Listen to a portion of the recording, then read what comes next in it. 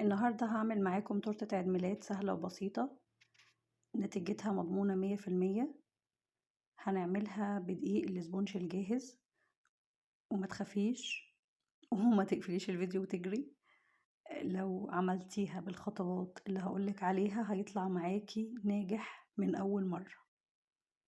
التورتة بتاعتنا النهاردة بناء على طلب المتابعين عندي على التيك توك، وبالأخص العيال. أنا هنا حطيت 400 جرام من دقيق الاسبونج الجاهز، بنجيبه من عند أي مكان بتاع مستلزمات حلواني. تمام. مفروض 400 جرام بياخدوا 4 بيضات، بس أنا طبعا كنت شغالة بالليل فما لقيتش في التلاجة غير 3 بيضات بس، فكنت مضطرة أشتغل بيهم. تمام. نص كيلو من دقيق الاسبونج عموما بياخد نص كوباية من المية، فاحنا هنا هنستخدم يعني نص كوباية إلا معلقة كده كبيرة، أو لو عندك فنجان حجمه زي الحجم الفنجان بتاعي فاستخدميه. الخليط الأول أول ما بنضربه بيكون لونه أصفر كده. تمام. احنا هنضرب فيه لحد ما لونه يفتح وقوامه يتقل، وتحسي ان الحجم بتاعه اتضاعف معاكي. فاهميني لحد كده؟ دي الاسبونج اللي انا مستخدماه ده من شركة كواليتي تارجت. تمام. تقدروا كمان احسن حاجة تستخدموها، وطبعا حلو جدا جدا. وانا بستخدم برضو جولدن باك. هنضربه من 5 دقايق ل7 دقايق لحد ما يوصل ان لونه يفتح معانا زي ما قلتلكوا، والقوام بتاعه يتقل والحجم هيزيد. تمام. زي ما انتوا شايفين كده البولة بتاعتنا اتملت. الفرن بتاعنا شغال على درجة حرارة 180 واحنا شغالين في الكيك. انا استخدمت صينية قطر 20 عالي. لو انت هتستخدمي لو عندك 20 واطي فنعملها على صينيتين.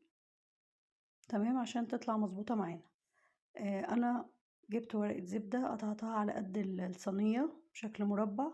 بعد كده هنتنيها زي ما انتوا شايفين كده في الفيديو، وهحط المقص في نص الصينية واقيس واقص. هتطلع معانا دايرة مظبوطة على قد مقاس الصينية بتاعتنا. تمام. لو محتاجين تعملوا كيك اكبر او اصغر فاكتبولي في الكومنتات، وانا هقولكوا تستخدموا قد ايه من الاسبونج والكريمة. هنفضي دلوقتي الخليط بتاع الكيك في الصينية ونسويها كويس. كيكتنا النهاردة سهلة جدا ومناسبة للمبتدئين، مش معقدة خالص. بنخبطها خبطتين كده، وانا كنت ههد الدنيا وانا بخبطها. تمام. هندخلها في فرن زي ما قلتلكوا على درجة حرارة 180. هياخد معانا 20 دقيقة او حسب الفرن بتاعك. لو الفرن بتاعك حامي، اول ما الكيكة ريحتها تطلع وطي الفرن عليها. تمام. هنا احنا بنعمل الكريمة، وزي ما قلتلكوا ان الكيكة بتاعتنا سهلة جدا ومناسبة للمبتدئين مش معقدة. ممكن كمان تعملوها من غير اقماع التزيين اللي هي الروزيتات، يعني اللي انا مستخدمها في التورتة. فالفيديو ده مناسب لأي حد بيفكر يعمل تورتة في البيت وخايف من النتيجة. الكريمة انا حطيت ربع كيلو من الكريمة، وبرضو مستخدمة كريمة كواليتي تارجت. مش بعمل اعلان، بس انا بعرفكم ان الكريمة والسبونج حلوين، وسعرهم حلو يعني ومناسب. هنحط عليها مية ساقعة او لبن ساقع. مفروض ربع كيلو الكريمة انا حاطة عليه معلقتين كبار من السكر. نقدر نستخدم سكر بودرة، لو مفيش سكر بودرة بندوب السكر العادي في اللبن او المية اللي هنضرب بيها. تمام. بنضربها لحد ما القوام بتاعها يتقل، عشان الكريمة بتاعة الحشو لازم تكون تقيلة شوية بس مش تقيلة قوي يعني. الوش بتاع الكيك ده نعمل منه ايه يا حلوين؟ نعمل منه كيك بوبس او كيك سايكل، نبقى نعمله مع بعض مرة تانية. مفروض مقدار الكيك ده يعمل لي 4 طبقات. طبعا عشان انا استخدمت 3 بيضات بس، فانا عملت الكيك على 3 طبقات بس، وده الشائع يعني في المحلات بره. هي لونها حلو على فكرة، بس الإضاءة مبينة ان هي غامقة شوية، بس هي لونها مظبوط. تمام. هنبتدي بقى نحشيها. بصوا بقى، هعمل داير كده بالكريمة وهسيب مكان فاضي، واعمل تاني داير بالكريمة ونسيب مكان، وبعدين نعمل كريمة تاني. المكان الفاضي ده بقى هنحشيه بالتوبنج بتاعنا، اللي هو عبارة عن مربى فراولة. حطيت 3 معالق كبار من مربى الفراولة، حطيت عليهم معلقتين من صوص التوت، من صوص الفراولة، ومعلقة من صوص التوت. تمام. بس الطبقة التانية هنعمل نفس النظام اللي عملنا في الطبقة الأولانية.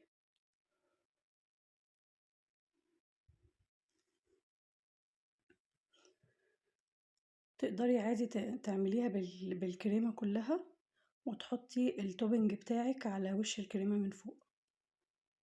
بس الشكل ده عجبني اكتر. انا بتعلم من الفيديوهات بتاعة الاجانب جدا. دلوقتي كده هدخلها الفريزر لمدة نص ساعة. هنا بعد ما دخلتها الفريزر وطلعتها، فانت كمان اتعلمي وما تيأسيش، وواحدة واحدة. لو انت حتى شايفة ان انت فاشلة في الكيك ومش هتقدري تعملي حاجة، لا هتقدري.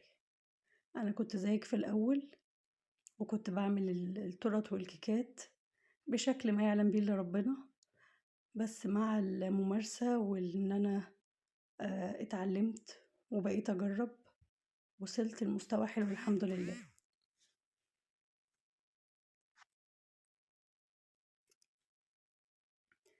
انا كان مفروض اشيل الوش بتاع الكيك، بس سرحت صراحة وغلفتها على طول. تمام. بصوا بقى السكرابر دي او السباتولا دي، سباتولا تمام عريضة. تقدري كمان تجيبي سكرابر، هتبقى اسهل لك كتير. حطي بالسباتولا، وبعدين اعملي لها ملسيها يعني بالسكرابر. تمام.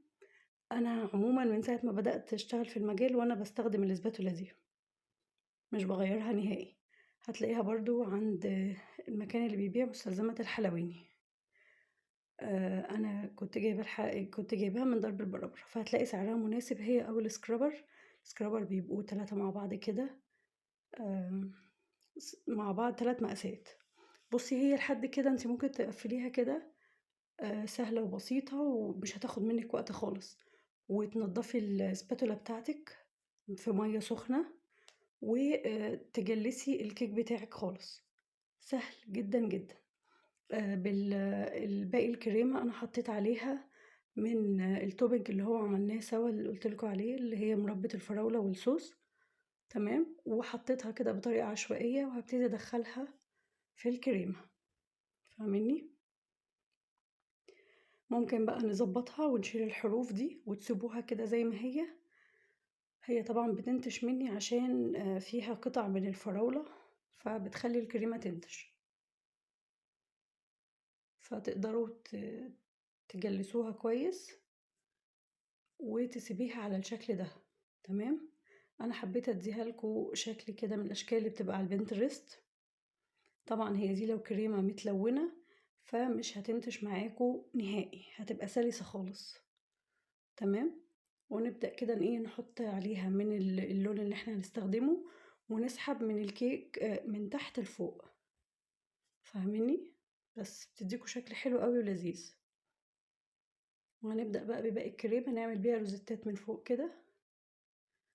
ما عملتهاش اشكال زي اللي عملتها معاكم قبل كده، انا عملت معاكم تورته قبل كده، يعني لو دورتوا على الصفحة او التيك توك او اليوتيوب هتلاقوها. عملنا فيها اشكال حلوة قوي. بس طلعتي عندك بقى تورته منتهى الرقة، بجد رقيقة، مش عشان اللي عاملاها يعني، بس هي بجد شكلها رقيق وطعمها خطير. بجد طعمها فوق الخيال. ولما الكيك بيبات في التلاجة الطعم بيبقى أحلى مليون في المية من وهي لسه معمولة أول يوم. بس هتطلع معاكم بقى كيكة في منتهى اللذاذة وطعمها خطير. بصوا بقى الشكل بتاعها تحفة تحفة بجد. اللي ما يعرفنيش او لسه بيتابعني جديد، انا ريهام. ولو بتشوفوا الفيديو لحد هنا شكرا ليكم، وشكرا لمتابعتكم ودعمكم ليا. ما تنسوش اللايك والشير والاشتراك والمتابعة عشان يوصلكم مني كل جديد. أتمنى يكون شرحي واضح ليكم وتكونوا استفدتوا فعلا من الفيديو، وتنفذوها وتطبقوها وتبعتولي تطبيقاتكم.